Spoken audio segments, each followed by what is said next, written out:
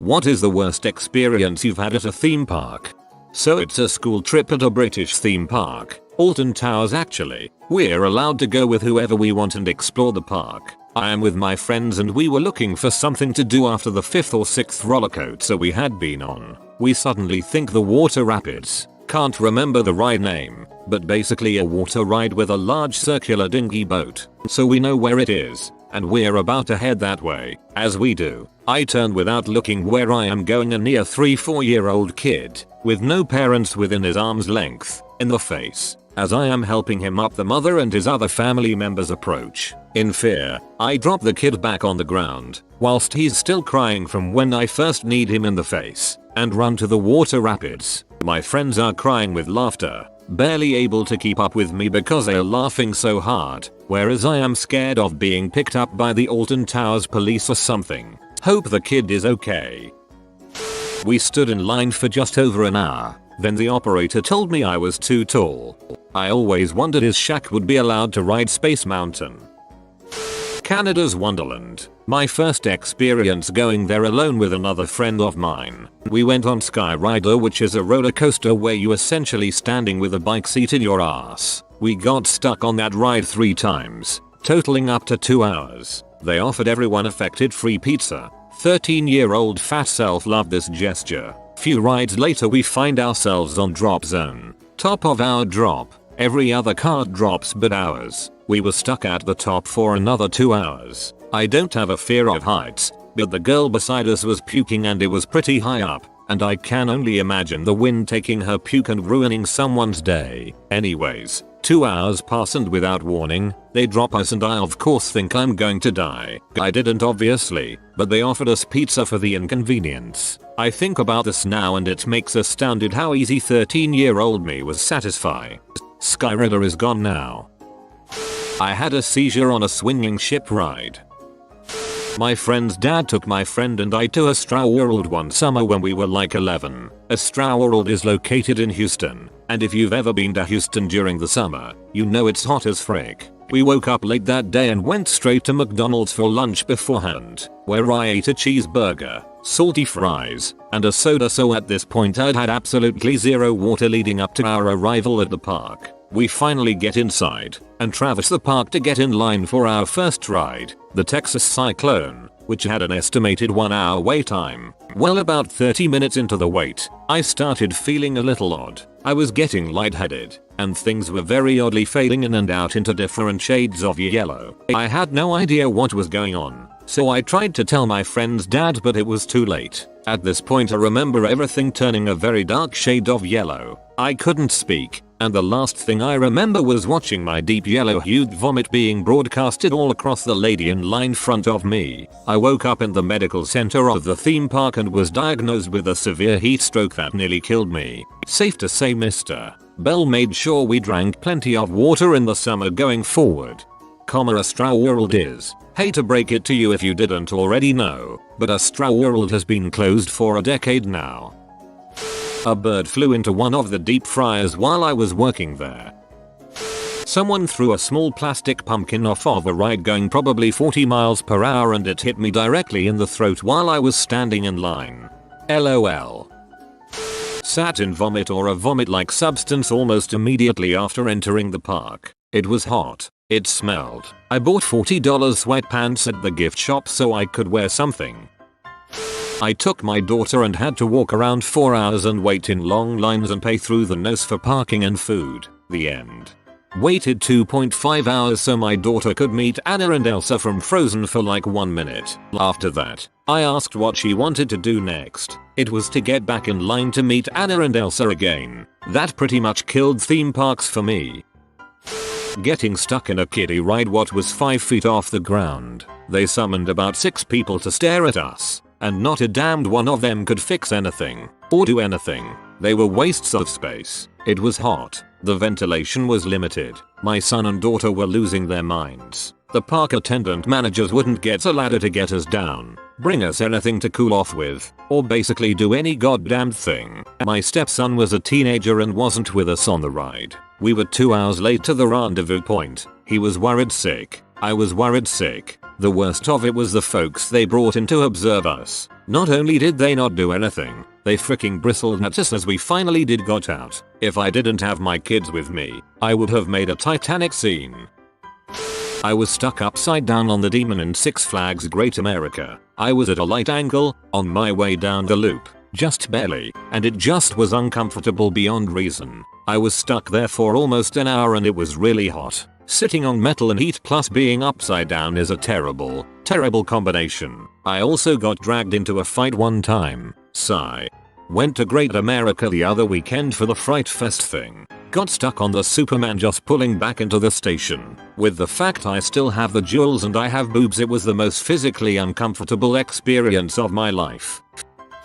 At WDW Florida, my family went to Typhoon Lagoon for the day. They have a ride where you get fins, a mask and snorkel and just snorkel through a pool with a reef, fish and cute little sharks. I was a teen and having such a good time with my mom. We're both strong swimmers and we were literally swimming through the ride, dropping the gear, getting back in line and going again. That is until a guy who got in the pool behind me didn't know how to swim, panicked and did what any drowning person does, grabbed the nearest thing and tried to stand on top of it, which was teenager me. Thankfully, a lifeguard saw it all and hopped in to help. I didn't drown or really get hurt, but those few seconds of having someone hold me underwater were terrifying.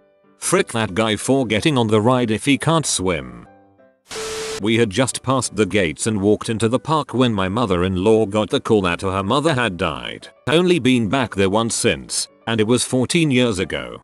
Ouch, the theme park isn't at fault here though, so enjoy it. It was just bad timing, I guess.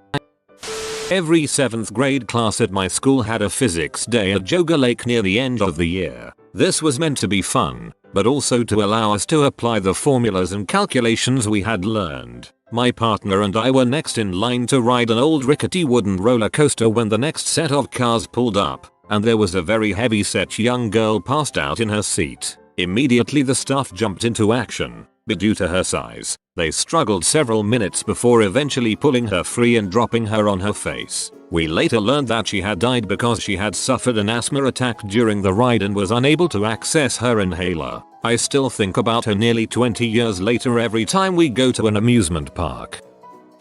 I was riding the Superman ride of Steel at Darien Lake near Buffalo. Nyan got hit right in the eye with a bug. I was wearing my contacts and upon impact my eye was burning so bad. I was alone at the park. When the ride came to the station, the pain was only getting worse. I had to crawl out of my seat and wave to a worker who didn't speak much English. 20 minutes later, help arrived and they washed out my eye and couldn't find my contact. Called my ride and went to her. Long story short, tore my cornea was ripped open 8mm by 8mm and had pieces embedded in my eye. Doc said I will heal and push the pieces out. Tons of antifungal eye drops and numbing drops to help me. Week later I go back and the doc said the eye healed over the pieces. We planned surgery the next morning. Surgery was the scariest part. You have to be wide awake. And then they cut my eye open and got the pieces out. It went well, and about 20 college kids learned a lot. Doc said if pieces went 1/2 mm deeper,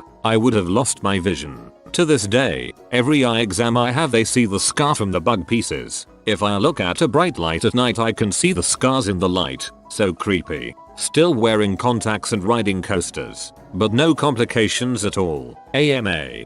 Whoa, man. That's crazy. As a local, I thought you were going to mention being on the ride when the veteran with prosthetic legs was thrown off and fell to his death. That was big news around here.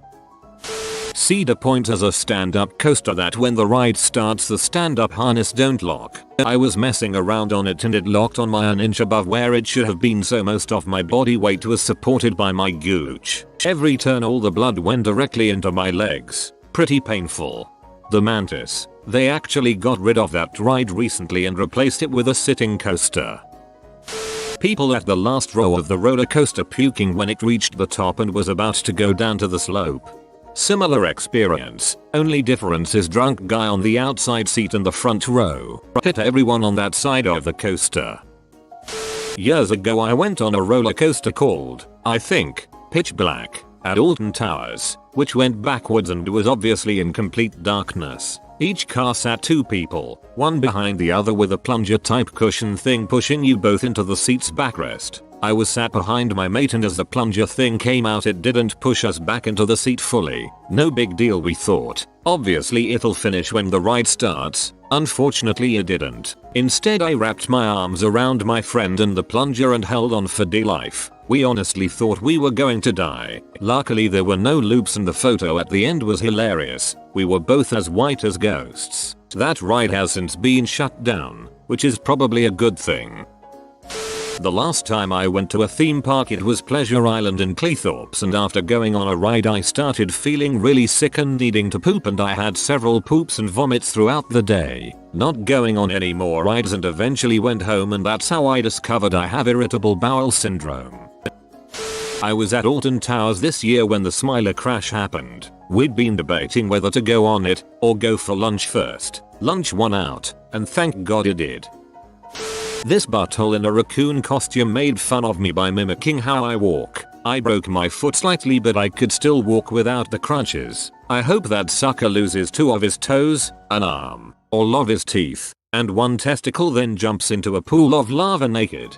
Maybe he just thought you had some neat swagger. Six Flags Over Georgia in May on a Saturday. I don't know what we were thinking. The low point of the day was trying to eat lunch, which we waited an hour and a half to get, while 3 women with vaporizers swatted at hornets near where we were sitting. Spent the rest of the day hungry and sunburned. But hey, we got to ride Batman backwards. I went to a theme park with a small group from university, and the queues for everything were huge. About the only ride that had even a half decent waiting time was the Rapids Log Flume thing. Reason for that is although it's an awesome ride, you get insanely soaked on it, and it was mid-November. I made the first mistake of leaving my hoodie in the car and then spent most of the day drenched and shivering. Wasn't the best choice for the first ride we went on to in hindsight. In middle school, I went to this small park called Adventureland in Iowa on a field trip. I managed to get the front car of a roller coaster to myself. When the cars started to move, the lap bar bumped back up and wouldn't lock back into position. So I spent the entire ride with my arms wrapped around the bar and my feet trying to find some kind of purchase on the curved surface of the legroom area. Fortunately it didn't invert or anything, but the drops and sideways turns were pretty scary. Was walking through Epcot when I kicked a toddler over. Didn't even see him and almost fell over myself. Parents were surprisingly cool about. I still felt like crap though. As a parent with a toddler, this is pretty much an inevitability. We parents know it's the kid's fault. The one where I thought it would be a good idea to visit a theme park, Luna Park, Melbourne, while severely hungover. After the first ride I instantly felt drunk all over again and didn't know whether to spew, pass out or go on another one.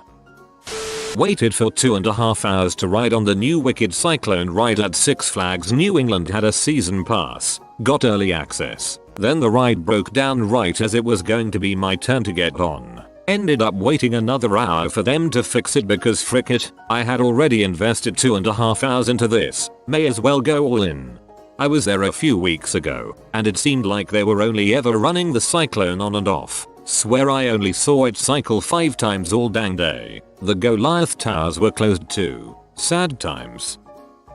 Some toddler flew off a ride similar to a merry-go-round, but it was faster. I was going to get a drink and this kid just flew right past and onto the ground. Guess centripetal force wasn't working enough for him there.